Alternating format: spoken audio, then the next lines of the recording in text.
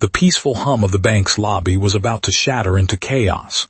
The CEO had carved out one of the nation's fastest-rising financial empires through unwavering discipline, sharp intellect, and bold decisions that others dared not make. Her calendar was a finely tuned machine, each day dissected and scheduled months ahead.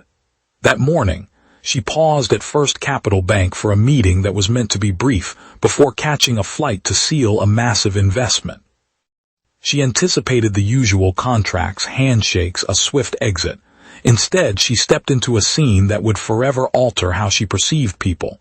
The lobby buzzed with quiet activity. Business owners huddled near the reception desk, discussing loans. Elderly patrons waited with patience. Staff greeted familiar faces with warm smiles. In the back corner, a man drew little notice. His faded brown jacket bore the stains of oil, his boots caked with dust, his hands thick with the grit of manual labor. A small girl, perhaps 7, sat beside him, quietly sketching in a notebook while clutching a worn teddy bear. The CEO barely glanced their way before looking away. They appeared to be an ordinary father and daughter passing time, yet something about the man felt different. Though weary in appearance, his stance remained upright. Periodically, his gaze swept the room, not with anxiety but with calculated awareness. He took in every entrance, every camera, every exit, every reflection in the marble floor before offering a gentle smile to his daughter. She puzzled over why a man so weathered would observe things so keenly. Before she could ponder further, the bank doors exploded inward. 4 masked intruders in black tactical gear burst through, rifles raised. Nobody move. A shot rang out, shattering the ceiling. Glass exploded, screams erupted. Customers dove for cover, others froze in terror. One robber slammed the door shut, another pointed his weapon across the room. Phones, wallets, everyone on the ground. The CEO crouched beside a marble pillar, forcing calm despite her pounding heart. Around her, voices cracked with fear, prayers mingled with sobs, bodies trembled. Only one figure remained unnervingly composed, the single father. He pressed a steady hand to his daughter's shoulder. Without raising his voice, he murmured, "Remember what we practiced." The girl nodded instantly. She slipped beneath a service desk, clutching her teddy bear but never once crying. The CEO watched, intrigued. Children typically panicked in crises. This one trusted her father implicitly. One robber noticed the movement and aimed his rifle at the father. "You stay where you are." The man raised both hands slowly. "We're staying calm," he replied, his tone steady, devoid of fear or defiance, only quiet resolve. The attacker hesitated, then looked away, shifting focus to the other hostages. The CEO kept her eyes fixed on him. His breathing remained even.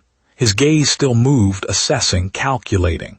He counted the assailants, measured distances, observed their interactions. He discerned who was nervous, who commanded. This was no ordinary laborer.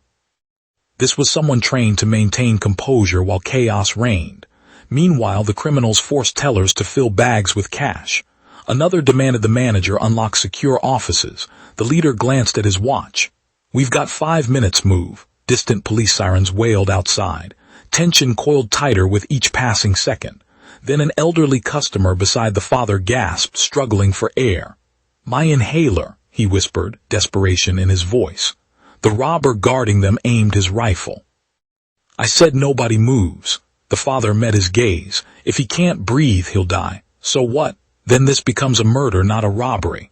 The words landed like a challenge. The attacker hesitated, then growled, 30 seconds.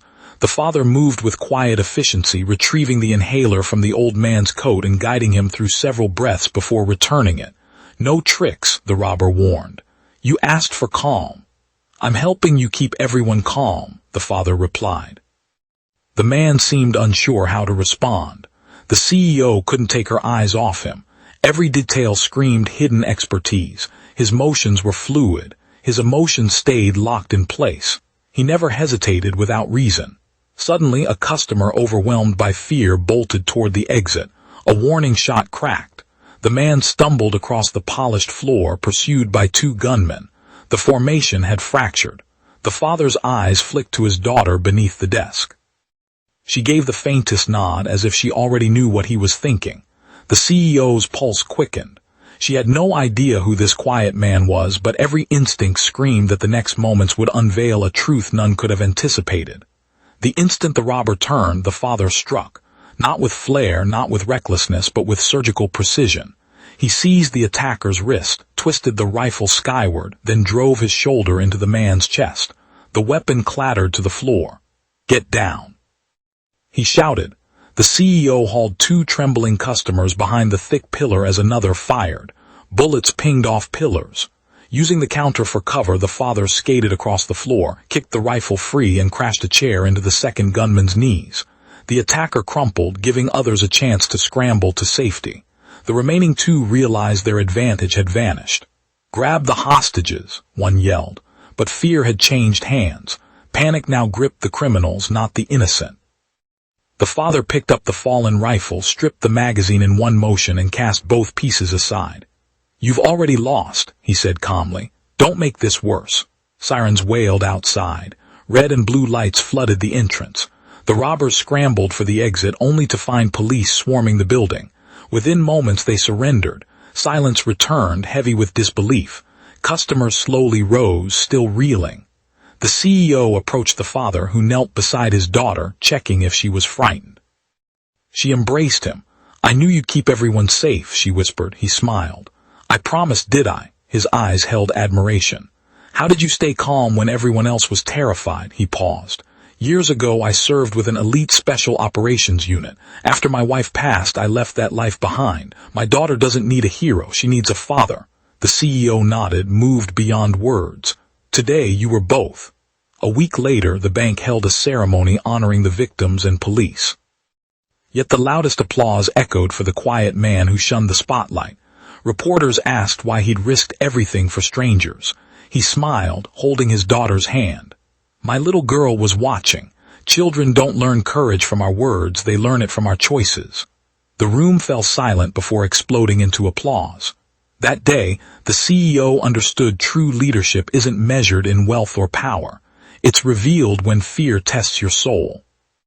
The greatest heroes are often ordinary people who quietly choose to protect others, expecting nothing in return.